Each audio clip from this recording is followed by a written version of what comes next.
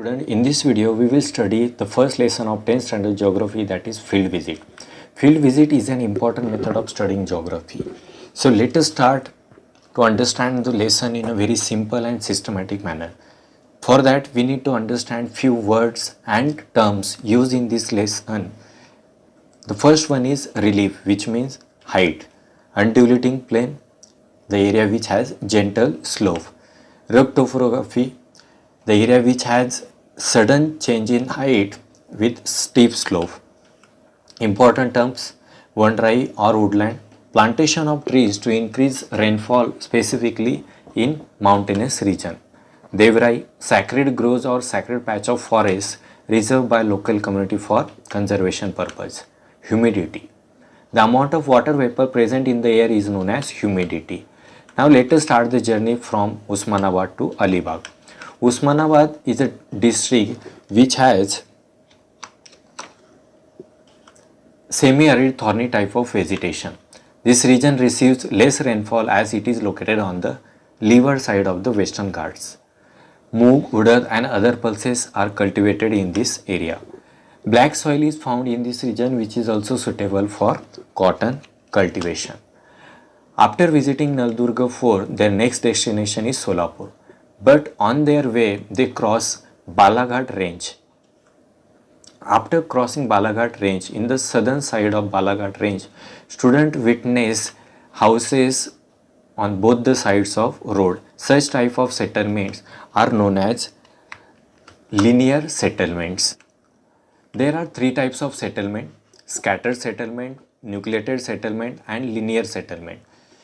In scattered settlements, the houses are located away from each other. Limited population is there in small hamlet like Pada, Wadi. Inadequate facilities and services. And people mostly depend on the centrally located villages for their day-to-day settlements. Now nucleated settlement. Here houses are located close to each other. Social services are available. Roads are very narrow in the old parts of these settlements. People from different castes and religion, races and ideology live together in this settlement, and hence people have better social life. Now let's talk about linear settlement. Here houses are along straight line or a single line. Social services are available. Roads are parallel to each other. Such settlements are found along the coastal tracts, major rivers, national or state highways and in foothill regions. After reaching Solapur, they observe one of the important point. In Solapur and nearby area, sugarcane is one of the important crop grown.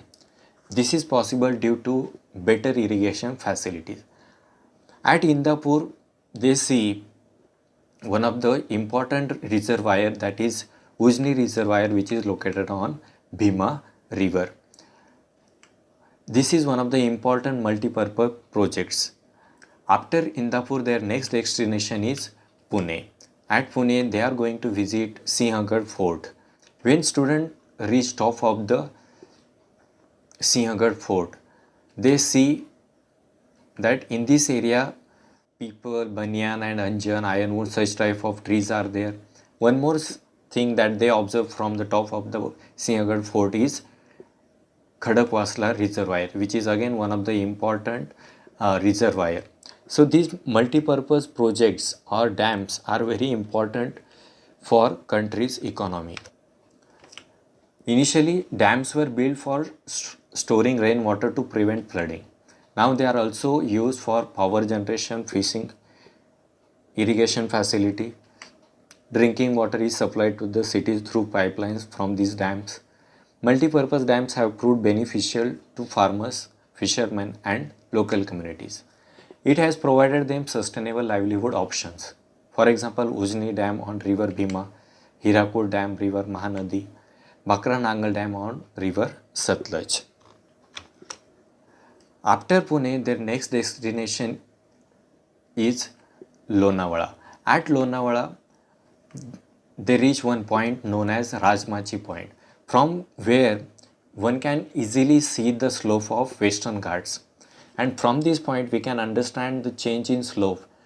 The area between Lonavala to Naldurga have gentle slope, while from Lonavala towards Khopoli and then Alibag, there is a sudden change in slope which has steep slope, and their final destination is Alibag. Alibag is a fort which is located in Raigad district. In this area, they observe coconut, betel nut, jackfruit, banana, such type of trees.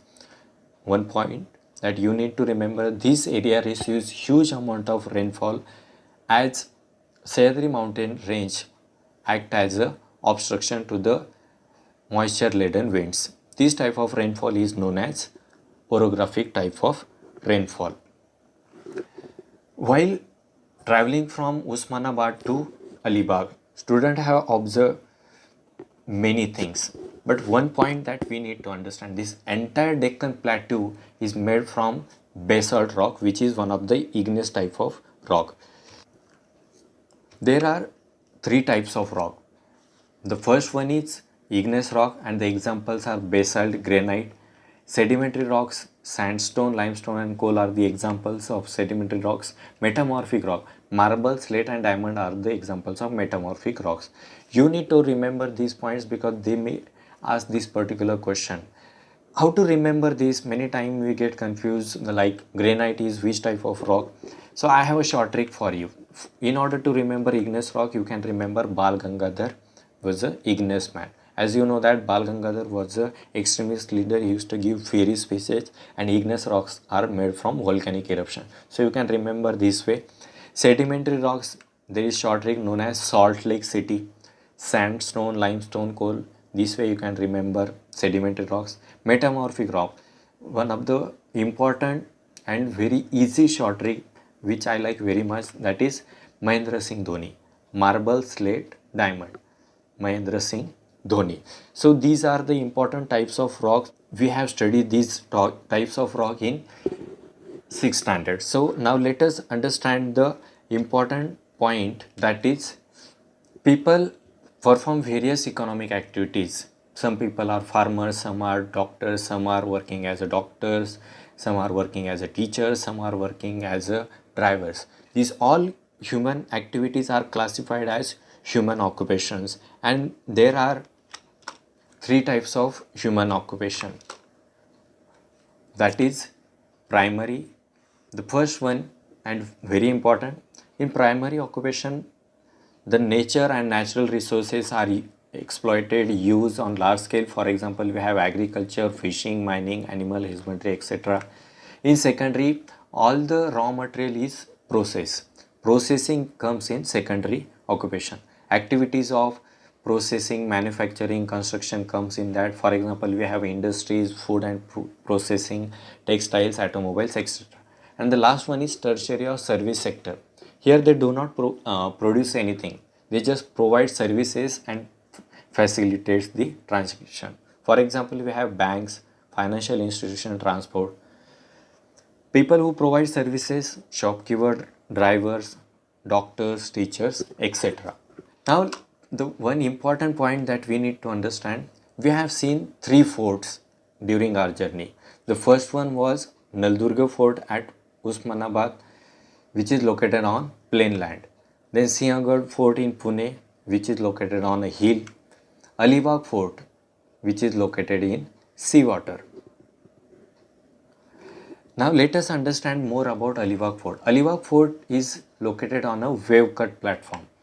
Surrounded by seawater, it is also known as sea fort. And sea forts were built for security of the sea.